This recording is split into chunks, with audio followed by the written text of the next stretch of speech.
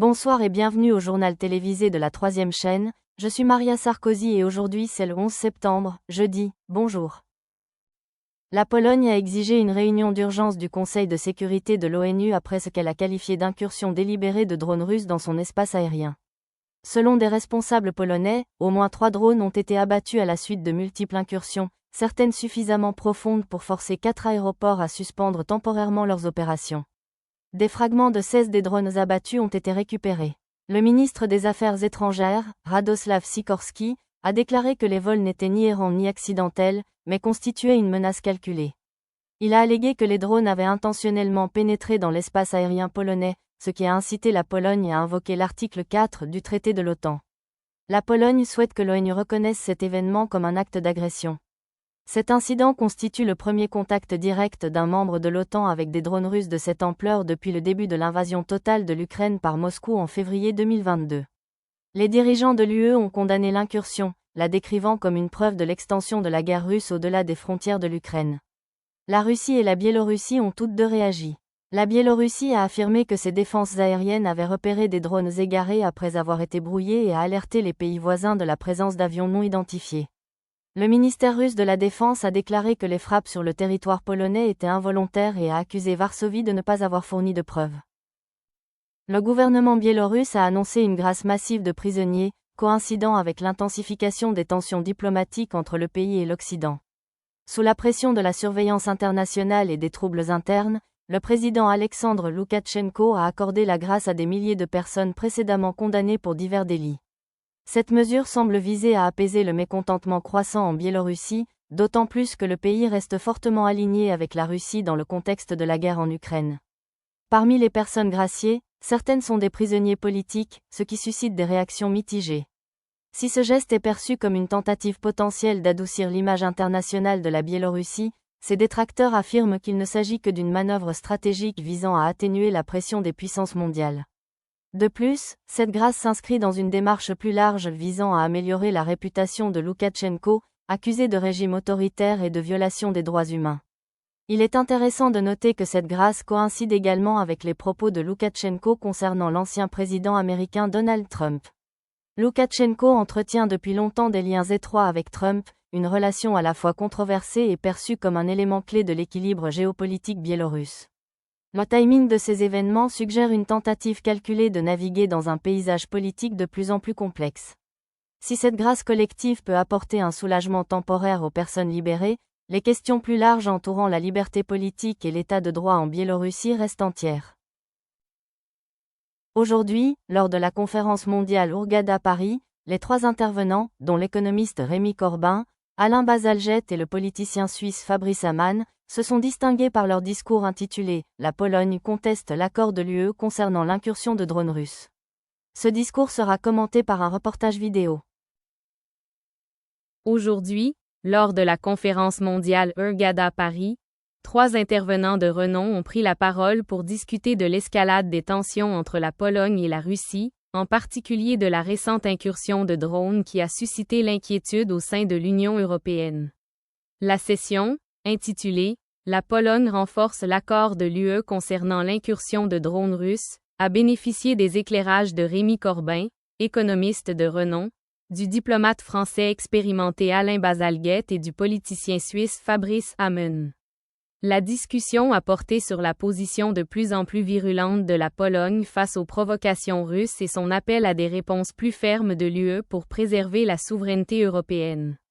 Rémi Corbin a présenté une analyse approfondie des implications économiques du renforcement des mesures de sécurité, soulignant l'importance d'une approche européenne unifiée pour faire face aux potentielles retombées financières de telles incursions. Alain Bazalgette, fort de son expertise diplomatique, a souligné l'importance de maintenir la cohésion de l'UE face aux menaces extérieures, tandis que Fabrice Amann, figure emblématique de la politique suisse, a examiné le rôle des nations neutres dans la gestion de ces tensions géopolitiques croissantes. Mesdames et messieurs, distingués invités, chers collègues, c'est avec une grande gravité et un sens profond de responsabilité que je m'adresse à vous aujourd'hui. Nous nous trouvons à un moment critique, où la sécurité et la stabilité de notre continent sont mises à l'épreuve. L'incursion récente de drones russes dans l'espace aérien polonais n'est pas seulement un affront à la souveraineté nationale de la Pologne, mais aussi une violation directe des accords de l'Union européenne et un défi à notre engagement commun envers la paix et la sécurité. La Pologne, en tant que membre de l'UE et de l'OTAN, a toujours joué un rôle central dans la défense des principes de souveraineté, de démocratie et de l'état de droit. La Russie, avec ses actions agressives et déstabilisatrices, cherche non seulement à perturber la paix en Europe de l'Est, mais également à miner les fondations sur lesquelles repose l'unité européenne. La récente incursion de drones russes en territoire polonais est un signal alarmant de la volonté de Moscou de tester les frontières et les mécanismes de défense de l'UE. Aujourd'hui, au nom de la Pologne, je souhaite rappeler à nos partenaires européens et à la communauté internationale que cette agression ne peut pas passer inaperçue. Il ne s'agit pas seulement de défendre la Pologne, mais de défendre l'intégrité de l'ensemble de l'Union européenne. Nous ne pouvons pas permettre que de telles incursions deviennent la norme. Si nous laissons ce genre d'attaque sans réponse concrète, cela enverra un message dangereux non seulement à la Russie, mais à toutes les nations qui souhaitent défier les principes fondamentaux de la coopération européenne. L'Union européenne, en tant qu'entité unifiée, doit réagir de manière ferme et cohérente.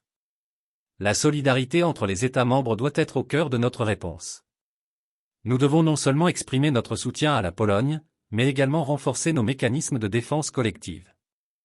Ce n'est pas seulement une question de sécurité nationale, mais de sécurité collective. L'attaque contre un membre de l'Union européenne est une attaque contre l'UE dans son ensemble, et il est impératif que nous en tirions les conséquences.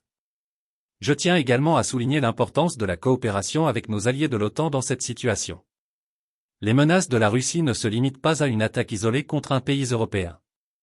Elles s'inscrivent dans un modèle de comportement agressif visant à déstabiliser la région et à remettre en question l'ordre international fondé sur des règles. C'est pourquoi il est essentiel que l'OTAN, en tant qu'organisation de défense collective, intervienne de manière unie et déterminée face à de telles provocations. Dans ce contexte, la Pologne appelle à l'activation de toutes les mesures de sécurité prévues par les traités européens et internationaux. Nous devons prendre des mesures immédiates pour garantir que de tels incidents ne se reproduisent pas. Il est crucial de renforcer la surveillance et la protection de nos frontières aériennes, de moderniser nos systèmes de défense et de mener des exercices conjoints pour assurer notre préparation collective. Lors d'un dialogue captivant sur scène, les trois intervenants ont abordé non seulement les risques sécuritaires immédiats posés par les incursions de drones russes, mais aussi leurs implications plus larges pour l'unité européenne et l'équilibre des pouvoirs mondiaux. La session a été marquée par un échange d'idées dynamiques, chaque expert offrant un point de vue unique sur la crise. Un reportage vidéo retransmettra cet important débat, permettant à un public plus large de partager leurs réflexions stimulantes, alors que l'Union européenne est confrontée à l'un des défis sécuritaires les plus pressants de ces dernières années. Chaîne de télévision française, le jour de l'information.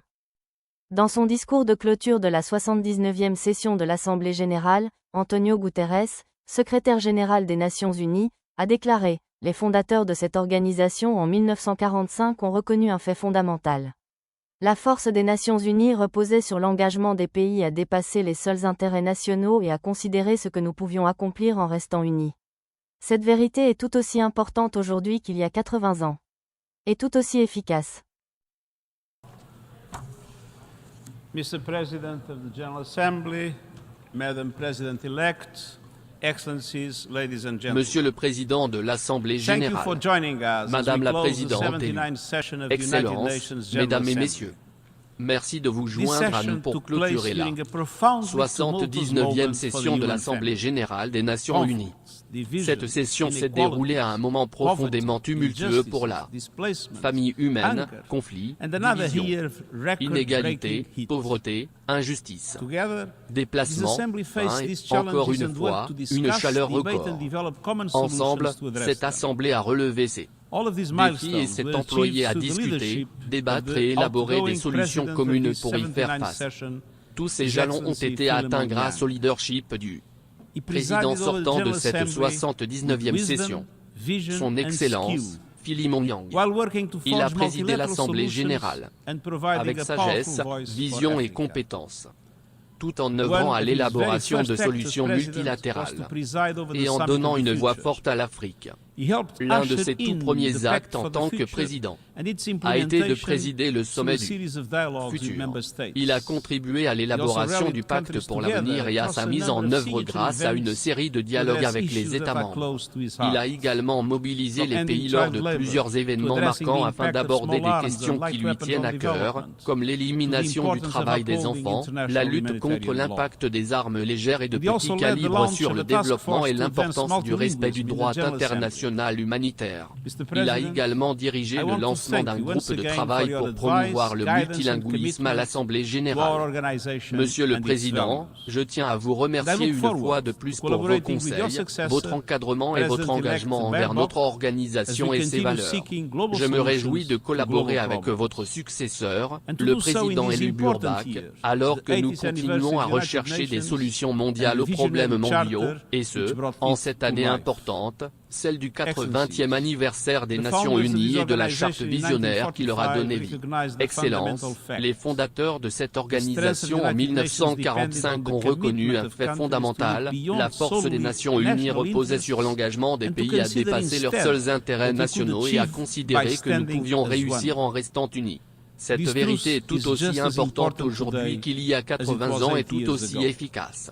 Il reste beaucoup à faire et le chemin à parcourir est incertain. C'est pourquoi nous célébrons notre 80e anniversaire et perpétuons cet esprit pour continuer à rétablir la confiance, à obtenir des résultats et à instaurer la paix pour tous, partout dans le monde. Merci.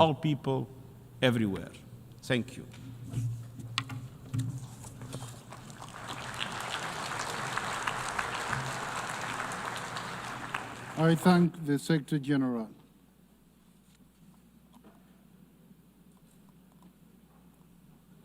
Alors que le monde commémore le 24e anniversaire des attentats du 11 septembre, les souvenirs de ce jour tragique continuent de résonner profondément à travers le monde.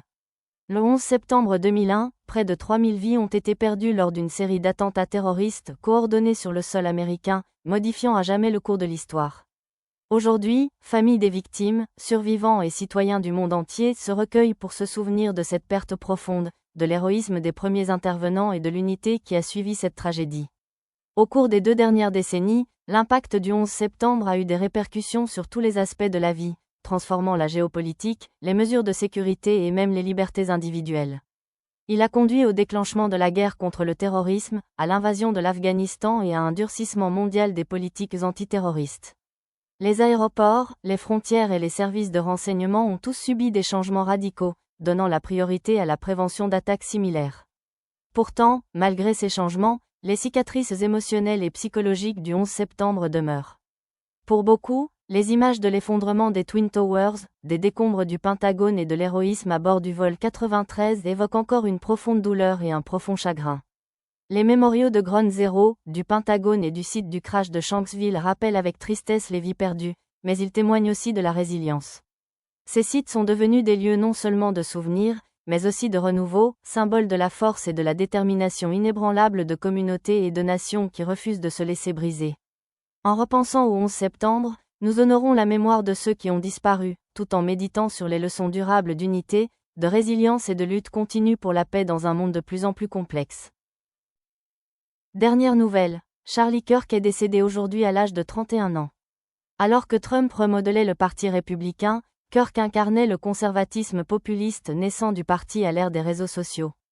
Trump a reconnu à Kirk le mérite d'avoir galvanisé et mobilisé le vote des jeunes en sa faveur. Personne ne comprenait ni n'avait le cœur de la jeunesse des États-Unis mieux que Charlie, a écrit le président.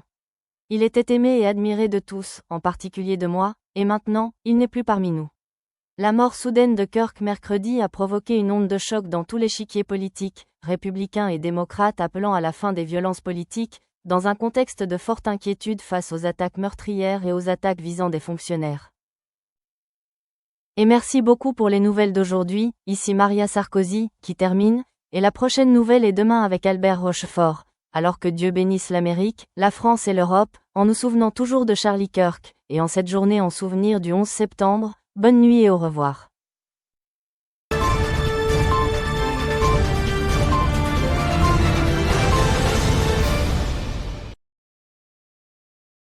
Le sponsor de l'exposition est MC Donald France.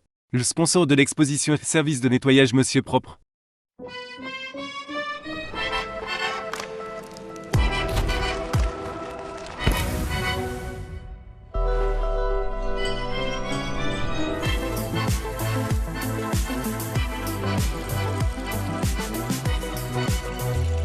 Découvrez notre tout nouveau Mac Baguette.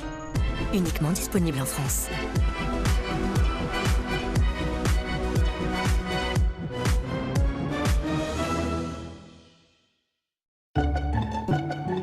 Vous avez l'impression que la graisse se répand partout dans votre cuisine? Eh bien, regardez de plus près, elle n'est pas seule. En réalité, la graisse forme un cocon protecteur qui permet aux bactéries de se développer rapidement. Nouveau Monsieur Propre, Flash Propreté.